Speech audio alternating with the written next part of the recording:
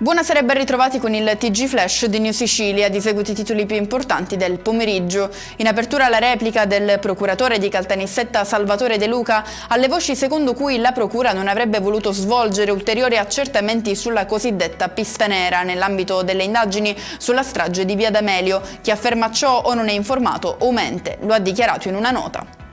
Proseguiamo con l'autopsia sulla salma del 25enne Gabriele Vaccaro, il giovane postino di Favara in provincia di Agrigento, morto dopo essere stato colpito da un fendente in un parcheggio di Pavia. L'esito dell'esame, avvenuto oggi, sarà fondamentale per capire se la sua morte sia stata inevitabile.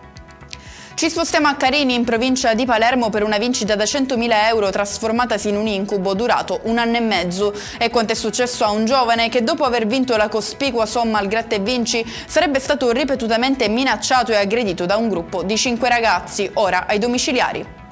Tira un sospiro di sollievo il settore dell'editoria siciliana sostenuto dalla Regione con la pubblicazione del nuovo bando da 3 milioni di euro gestito da Irfis, un sostegno doveroso a un settore necessario alla crescita della società, lo ha definito così il presidente Schifani. Chiudiamo con le previsioni meteo in Sicilia, temperature in aumento e nessuna traccia di nuvole nei cieli siciliani, un 25 aprile quindi all'insegna del sole e del bel tempo, nessun avviso da parte della protezione civile.